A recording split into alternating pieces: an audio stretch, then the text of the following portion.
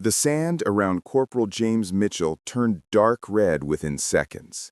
November 8, 1942, somewhere on the beaches of French Morocco during Operation Torch, and the 23-year-old from Ohio had just taken shrapnel to his femoral artery.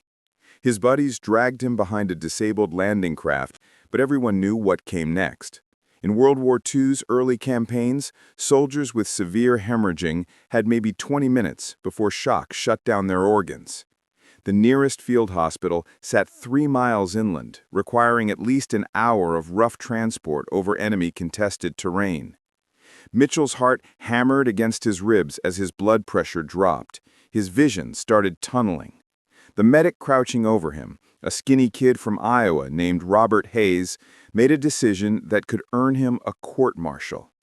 Hayes pulled a glass bottle from his pack, one that wasn't supposed to be there. Inside sloshed a yellowish liquid that looked nothing like whole blood. The label read, "Plasma, human," with a production date from 6 weeks earlier. According to official U.S. Army Medical Corps regulations, in November 1942, medics were authorized to carry only bandages, morphine, and sulfa powder to the front lines. Blood products required refrigeration, strict handling protocols, and administration only by physicians in controlled environments. Hayes had broken at least 4 regulations just by carrying this bottle. He was about to break several more. He hooked up the plasma to a makeshift transfusion line he'd rigged from spare tubing. Mitchell's arm was filthy with sand and dried seawater. No time for proper sterilization. Hayes jabbed the needle in and squeezed the bottle. The plasma flowed. Within 3 minutes, Mitchell's eyes focused again, his breathing steadied. The grayish pallor left his face. He'd lived long enough to reach the surgeons. Hayes wrapped the empty bottle in a rag and buried it in the sand. If anyone asked, he'd used standard shock treatment. Nothing experimental, nothing illegal. This scene repeated itself dozens of times that day across the North African beaches, and hundreds more in the weeks that followed.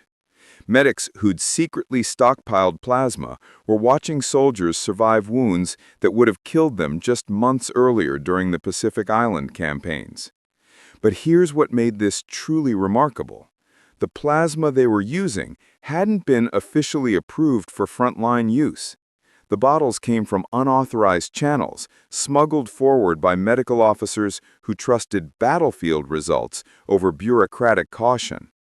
The soldiers receiving these transfusions were essentially unknowing participants in the largest unauthorized medical trial in military history. The origins of this underground plasma network traced back to a Washington, D.C. laboratory 3 years earlier, where a surgeon had been working on a problem that the military establishment insisted couldn't be solved. Whole blood spoiled within days. It required constant refrigeration and precise blood type matching. These constraints made it virtually useless in combat zones where mobility and speed determined survival. The U.S. military had entered World War II with essentially the same battlefield blood protocols used during World War I, which is to say, almost none. Soldiers bled out waiting for treatment that arrived too late or never came at all. The surgeon working on this problem understood the stakes personally. Charles Richard Drew had steady hands and a mind that refused to accept impossible as an answer. Born in Washington, D.C. in 1904, he'd grown up watching his father work multiple jobs to keep the family afloat, learning early that you fought for everything you got. By 1938, Drew was completing his Doctor of Science degree at Columbia University, one of the first African Americans to earn that distinction. His dissertation focused on a question that had stumped military medicine for decades. How do you preserve blood from mass casualties when refrigeration fails and time runs out? Drew's laboratory at Columbia Presbyterian Hospital became a testing ground for ideas that senior physicians dismissed as fantasy. The prevailing wisdom held that blood cells were inseparable from plasma, and both degraded rapidly once removed from the human body. Drew suspected otherwise. He spent months experimenting with centrifuge speeds and separation techniques, working through hundreds of blood samples donated by medical students and hospital staff. His breakthrough came when he discovered that blood plasma, the liquid component stripped of red and white cells, remained stable at room temperature for extended periods. Without cells to break down, the plasma could be stored in simple glass bottles for weeks, even months, without refrigeration. The implications hit Drew immediately. Plasma carried no blood type markers, eliminating the need for time-consuming matching tests. A soldier with type O negative blood could receive plasma from a type AB positive donor without rejection. Universal compatibility. Drew's research, published in 1940, showed that plasma restored blood volume and prevented shock just as effectively as whole blood transfusions, buying critical time for wounded patients to reach surgical care. He'd solved the logistics nightmare that had plagued military medicine since Napoleon's campaigns. But Drew's timing couldn't have been worse in one crucial respect. In 1940, the U.S. military was ramping up blood collection programs in preparation for the war everyone knew was coming. The American Red Cross established blood banks in major cities, and Drew was appointed medical director of the program, overseeing collection for Britain's war effort. Then came the directive that would define the tragedy underneath his triumph. In late 1941, the U.S. War Department issued orders that blood donations from African Americans must be segregated from white donors. The policy had zero scientific basis. Drew himself had proven that blood type mattered while race did not. Plasma from a black donor functioned identically to plasma from a white donor in every measurable way. Drew protested through official channels, writing carefully worded letters to military medical boards, explaining the irrationality of segregating a universal medical product. His arguments went nowhere. The policy remained, so Drew made a choice that revealed his character. Rather than resign in protest and abandon the work, he continued developing the plasma banking system while vocally opposing segregation policies. He trained hundreds of medical personnel in plasma preparation techniques. He designed the mobile refrigeration units that became blood donation centers. He wrote the protocols that would govern battlefield transfusions. And he knew that when American soldiers started bleeding out in North Africa and the Pacific, medics wouldn't ask about the race of their plasma donors. They'd just push the needle in and hope. By mid-1942, Drew had stepped back from the Red Cross program's leadership, unable to continue defending policies he found morally indefensible. He returned to Howard University as chief of surgery, teaching the next generation of black physicians who faced the same institutional barriers he'd spent his career navigating. But his plasma preservation techniques had already spread throughout military medical training programs. The science behind Drew's plasma revolution was elegantly simple, which made the military's reluctance to adopt it all the more frustrating. Human blood consists of roughly 55% plasma and 45% cellular components, primarily red blood cells, white blood cells, and platelets. When you spin whole blood in a centrifuge at 3,000 revolutions per minute for 10 minutes, these components separate by density. The heavier red cells sink to the bottom. White cells form a thin middle layer called the buffy coat, and the straw-colored plasma rises to the top. Drew's innovation was recognizing that once separated, this plasma became a completely different medical product with radically different storage requirements. Red blood cells are fragile. They contain hemoglobin molecules that carry oxygen. But those same molecules begin breaking down within 72 hours outside the human body, even under refrigeration at 4 degrees C. The cell membranes rupture, releasing potassium and hemoglobin into the surrounding liquid, creating a toxic soup that can kill a transfusion recipient. This degradation process accelerated dramatically at room temperature, making unrefrigerated whole blood useless within hours. Drew proved that plasma faced none of these constraints. The protein suspended in plasma, including albumin, immunoglobulins, and clotting factors, remained chemically stable for weeks at room temperature when properly sealed in sterile containers. The medical mechanism was equally straightforward. When a soldier suffered massive blood loss from shrapnel or gunshot wounds, the immediate threat wasn't oxygen deprivation, but hypovolemic shock, the catastrophic drop in blood pressure that occurs when total blood volume falls below critical thresholds. The heart can't pump effectively without sufficient fluid volume. Organs shut down from inadequate perfusion. Death follows within minutes. Plasma transfusions address this crisis directly by restoring blood volume and maintaining pressure, giving the body time to produce replacement red cells naturally or wait for whole blood transfusions under controlled conditions. Drew's research at Columbia documented this effect with cold precision. In a 1940 study involving 47 shock patients, plasma transfusions restored blood pressure to survivable ranges within an average of 11 minutes. Patient survival rates jumped from approximately 40% with standard shock treatment to 76% with plasma administration. These weren't marginal improvements. They represented the difference between watching soldiers die and sending them home alive. The data was irrefutable, yet institutional inertia moved slowly.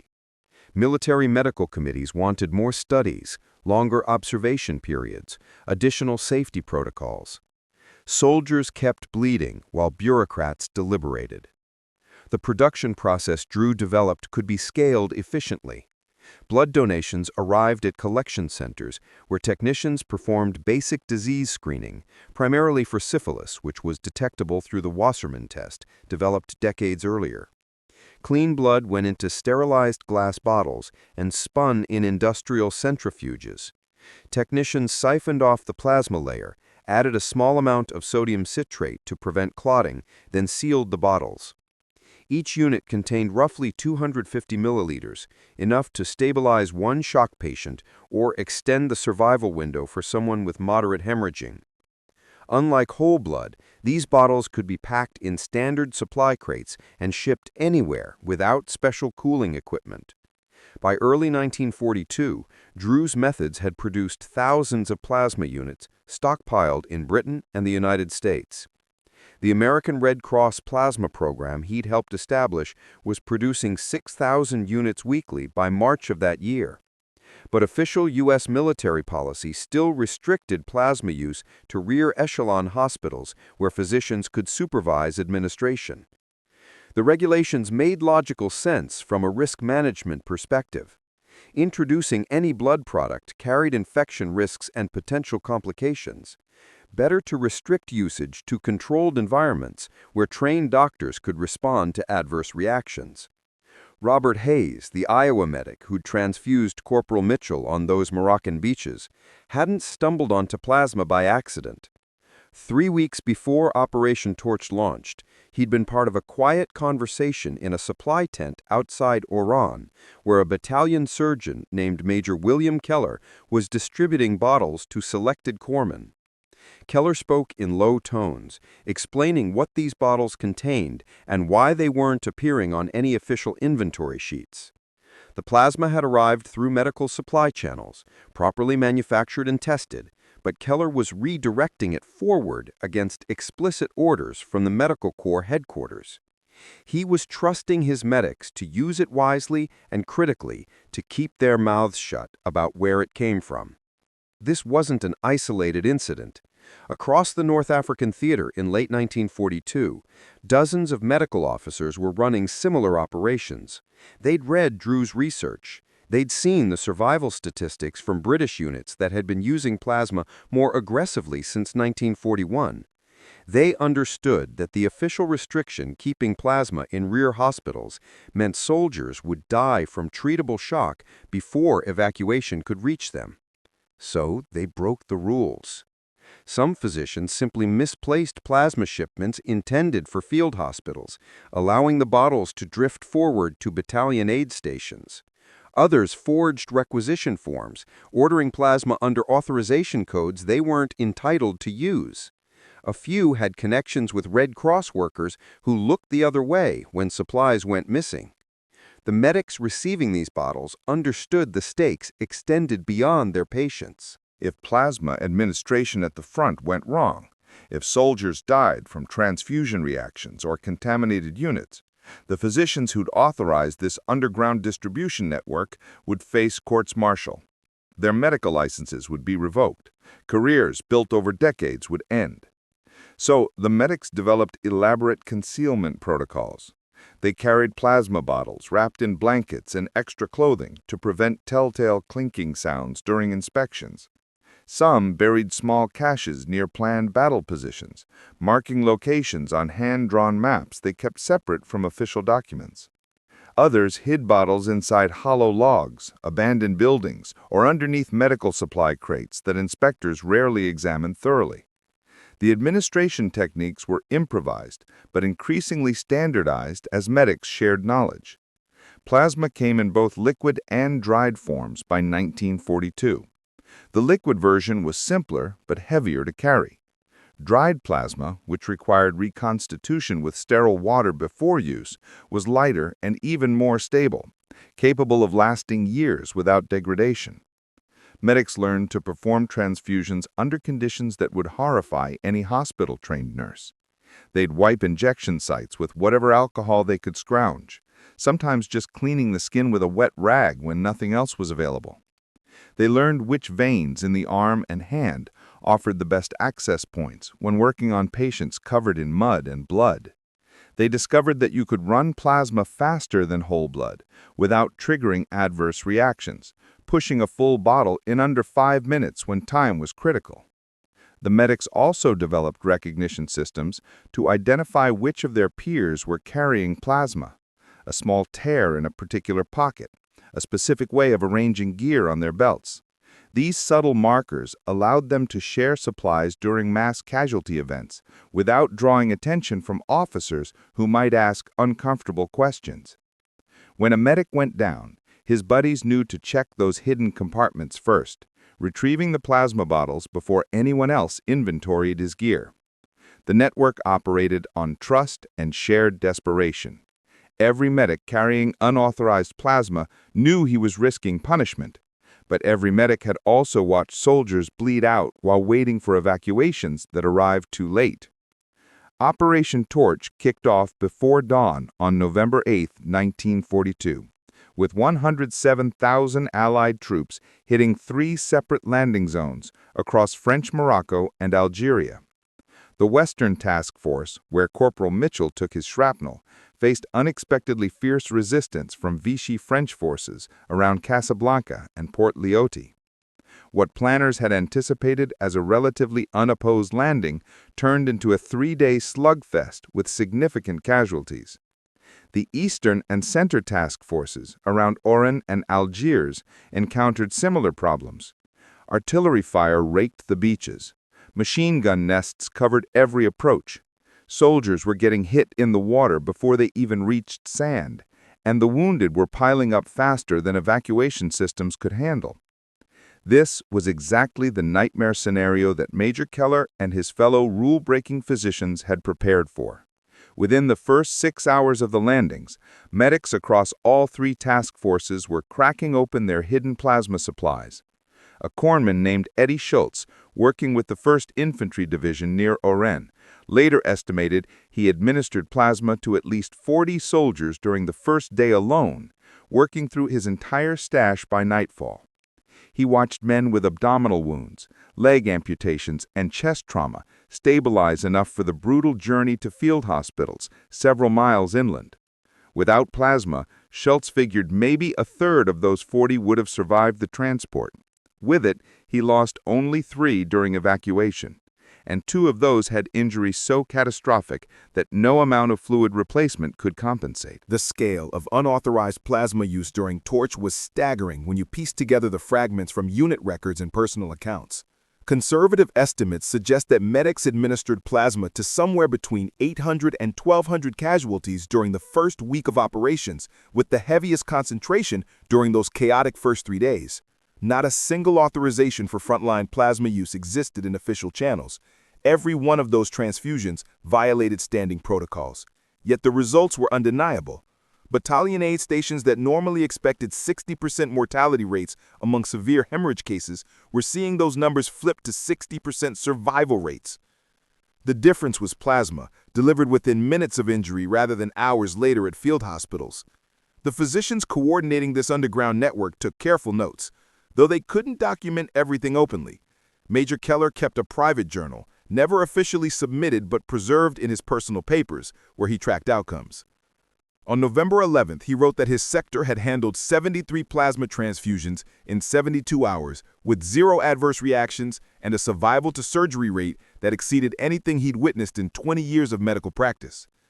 He noted the irony that he was compiling evidence of his own court-martial, even as he documented a breakthrough in battlefield medicine. Other doctors maintained similar hidden records, knowing they'd need proof when questions inevitably came. Those questions started arriving by mid-November, when Medical Corps inspectors began reviewing supply inventories at forward positions. Plasma was showing up in casualty reports from locations that had never received authorized shipments. Battalion aid stations were reporting transfusion numbers that exceeded their supposed capabilities. When inspectors started pulling medical personnel aside for interviews, the corpsmen stuck to their rehearsed stories. They'd found abandoned supplies. They'd salvaged bottles from destroyed field hospitals. They'd improvised with material scavenged from captured Vichy French medical stocks. The explanations were transparently false, but they provided enough plausible deniability that inspectors had trouble pinning down specific violations. What the inspectors couldn't ignore were the casualty statistics. Units with access to frontline plasma were evacuating soldiers alive who would have died under previous protocols.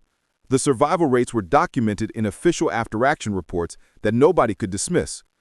By late November, senior medical officers in North Africa faced an impossible situation. They had clear evidence of widespread protocol violations, but they also had evidence that those violations were saving American lives at a rate that made traditional methods look criminally negligent. Colonel James Simmons, Chief Medical Officer for North African Operations, arrived in Oran on November 27, 1942, carrying orders to investigate the plasma irregularities and recommend disciplinary action. He spent his first day reviewing casualty reports and interviewing battalion surgeons. By the second day, his mission had shifted from prosecution to documentation. Simmons was a career military physician, trained to value chain of command and proper procedure, but he was also a surgeon who understood what the numbers were telling him. Units with confirmed frontline plasma access showed mortality rates from hemorrhagic shock running between 4% and 8%. Units without plasma were still losing 35 to 40% of soldiers with comparable wounds. The statistical gap was too wide to ignore or explain away. Simmons requested a meeting with Major Keller on December 1st. The conversation, reconstructed from Keller's journal entries and Simmons' later testimony to medical boards, lasted 3 hours. Keller laid out everything: the distribution network, the medic training protocols, the concealment methods, and most importantly, his patient outcome data. He had names, dates, wound classifications, and survival rates spanning nearly 4 weeks of combat operations. Keller didn't apologize or make excuses. He told Simmons that he'd broken regulations deliberately, because those regulations were killing soldiers, and he'd do it again tomorrow if necessary. Simmons listened, took notes, and asked detailed questions about transfusion techniques and complication rates. 3 days later, Simmons filed his report to the Surgeon General's office in Washington. The document was a masterpiece of bureaucratic maneuvering. Simmons acknowledged that plasma had been administered at forward positions in improvised circumstances due to battlefield exigencies and supply chain disruptions. He noted that while proper authorization protocols had not been followed, the medical outcomes suggested that frontline plasma administration was both feasible and highly effective. He recommended that rather than pursuing disciplinary action, the Medical Corps should immediately revise field protocols to formally authorize medics to carry and administer plasma at battalion aid stations and forward positions. He attached 47 pages of supporting data showing survival statistics that no committee could dismiss. The response from Washington came faster than anyone expected. On December 18, 1942, just 6 weeks after the torch landings, the Surgeon General's office issued revised guidelines for plasma use in combat zones. The new protocols authorized battalion medical officers to distribute plasma to trained corpsmen for frontline administration. The guidelines included proper storage, handling, and transfusion procedures, essentially codifying the techniques that medics like Robert Hayes and Eddie Schultz had been refining in secret for weeks. The revision made no mention of prior unauthorized use. No investigations were launched. No courts-martial convened. The entire underground network was legitimized retroactively through bureaucratic silence. This wasn't altruism or enlightened leadership. It was institutional survival instinct. Senior military medical officers recognized that if they prosecuted the physicians and medics who'd saved hundreds of lives, the press would crucify them. Newspaper reporters were already embedded with combat units, filing stories about American medical ingenuity and the miraculous new treatments keeping soldiers alive. Any court-martial proceedings would inevitably reveal that the medical corps had been restricting a life-saving treatment for bureaucratic reasons while soldiers died preventably. The political fallout would be catastrophic. So the institution did what institutions do when faced with successful insubordination. They claimed credit for the innovation and moved forward as if the new policy had been the plan all along. The medics who'd risked their careers received no official recognition. Their names appeared in no commendations for the plasma work. But word spread rapidly through medical units across North Africa and then to Italy as the campaign moved northward in 1943. Plasma bottles became standard issue in every medic's kit. The transformation in battlefield medicine happened with startling speed once institutional resistance collapsed. By February 1943, the U.S. military was producing dried plasma at a rate of 50,000 units monthly, with production targets set to triple by summer. The British, who'd been more aggressive with plasma deployments since 1941, shared their outcome data freely. Combined Allied statistics from the North African and Italian campaigns showed that soldiers receiving plasma within 30 minutes of severe hemorrhagic injury had survival rates approaching 96%, compared to roughly 50% survival for similar wounds in the early Pacific campaigns where plasma hadn't been readily available. That 46 percentage point gap represented thousands of lives saved by a treatment that could be administered by a 19-year-old corpsman with 3 weeks of medical training. The Anzio beachhead in January 1944 provided the most dramatic validation. Allied forces landed 36,000 troops and immediately faced a German counteroffensive that created one of the war's highest casualty-per-day rates. Medical units were overwhelmed, yet mortality rates from treatable wounds remained remarkably low because every medic hitting that beach carried dried plasma in his pack. Casualty clearing stations reported that roughly 80% of soldiers arriving with plasma already running reached surgery alive, compared to historical rates closer to 50% for patients transported without volume replacement. The doctors at Anzio weren't doing anything revolutionary in their surgical techniques. They were simply receiving patients who'd been stabilized enough to survive the journey. The Pacific Theater saw similar results once plasma distribution caught up with European operations. The brutal island-hopping campaigns from Tarawa through Okinawa involved fighting in conditions that seemed designed to destroy medical supplies. Tropical heat, saltwater exposure, and weeks-long supply lines made medication storage nearly impossible. Dried plasma solved these problems elegantly. Medics could carry sealed vials through jungle humidity and beach landings, then reconstitute them with boiled seawater if sterile water wasn't available. A Marine Corps medical report from Iwo Jima in February 1945 noted that plasma administration had become so routine that corpsmen were transfusing casualties while still under direct fire, buying time for evacuation to ships offshore where surgical teams waited. The statistical legacy was written in survival rates that previous generations of military surgeons would have considered impossible. World War I had seen roughly 8% of wounded soldiers die from their injuries despite reaching medical care. World War II, with plasma as a cornerstone of frontline treatment, reduced that figure to approximately 4%. Even more striking was the breakdown by injury type. Soldiers with severe extremity wounds involving major blood vessels had mortality rates drop from about 40% in World War I to less than 10% by 1944. Abdominal wounds with hemorrhaging, historically among the deadliest battlefield injuries, saw survival rates climb from roughly 30% to 70%. These weren't incremental improvements. They represented a fundamental shift in what battlefield medicine could achieve. The irony wasn't lost on medical historians, even during the war. Charles Drew's plasma preservation techniques, initially resisted by the same military establishment that later mandated their use, had become the single most important advancement in combat medicine between the world wars. No antibiotic, no surgical technique, no evacuation procedure saved more lives. The medics who'd risked courts-martial to smuggle plasma forward in November 1942 had been vindicated by casualty statistics that no committee could argue with. By 1945, plasma transfusion was so standard that medical corps training manuals devoted entire chapters to techniques that had been prohibited just 3 years earlier. Drew's contribution extended beyond plasma itself. His research had proved that emergency medicine didn't require perfect conditions or elaborate facilities.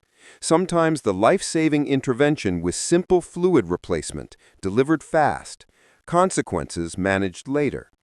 That philosophy spread through military medical doctrine and eventually into civilian emergency medicine. Charles Drew never saw the full vindication of his work. On April 1, 1950, he was driving from Washington, D.C. to a medical conference at Tuskegee Institute in Alabama when his Buick rolled over on a North Carolina highway. Drew suffered massive injuries.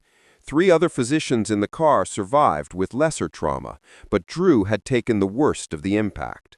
He was transported to Alamance General Hospital in Burlington, North Carolina, where the surgical team worked frantically to save him. He died at 1:30 in the afternoon from shock and severe leg injuries. He was 45 years old. The circumstances of Drew's death spawned a myth that persists even now. Stories circulated that he'd been denied treatment at a whites-only hospital and bled to death while being turned away. A tragically ironic end for the man who'd made blood transfusions universally accessible. The myth is false. Drew received immediate care from capable surgeons who attempted everything available in 1950 emergency medicine, including blood transfusions. His injuries were simply too severe. But the fact that people believed the story, that it seemed plausible enough to spread widely, revealed the reality Drew had navigated his entire career. He'd revolutionized medicine within a system that treated him as a second-class citizen because of his race. The segregated blood policy Drew had protested remained in effect throughout World War II. Even as medics were pushing plasma into wounded soldiers without asking about donor race, the military maintained separate inventories. Blood from black donors went into bottles marked A for African American, kept distinct from unmarked bottles containing blood from white donors. The plasma Drew had helped develop was processed the same way, labeled and separated. Despite this scientific absurdity, a white soldier could receive plasma derived from an African American donor, but official records had to track that fact as if it mattered medically. It didn't. Drew had proved it didn't. The policy continued anyway until 1950, the year Drew died, when the military finally abandoned racial segregation of blood supplies.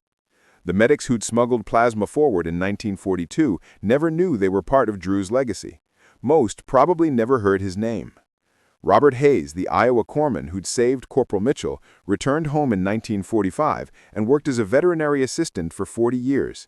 He didn't talk much about the war. When he did, he mentioned the plasma bottles the same way he mentioned morphine or sofa powder, as standard equipment that happened to be there when he needed it. He never knew those bottles had once been contraband, never understood that using them had technically made him subject to court-martial. The military's retroactive authorization had been so complete that the entire underground network vanished from official history. By the 1960s, plasma transfusion had become so routine in both military and civilian medicine that its revolutionary nature was forgotten. Emergency rooms stocked plasma as automatically as they stocked bandages. Ambulances carried it. Trauma protocols assumed its availability. The technique Drew had developed through meticulous research that military physicians had smuggled forward against regulations, that medics had hidden in foxholes and administered under fire, became invisible through its own success. Nobody celebrates the standardization of miracles. The fact that a 19-year-old with minimal training could now prevent shock death in the field wasn't remarkable anymore. It was just how medicine worked. Drew left behind a wife, 4 children, and a generation of physicians he'd trained at Howard University, who went on to integrate hospitals across the country. His research papers remained foundational texts in transfusion medicine. The blood banking systems he designed during the war evolved into the nationwide donation networks that supply hospitals today. Every person who survives a car accident, a shooting, or a surgical complication because plasma was available within minutes owes their life to protocols Drew established. The soldiers who walked away from World War II with injuries that would have killed them in any previous war were living proof that one man's research, spread by medics brave enough to break rules, could change what survival meant.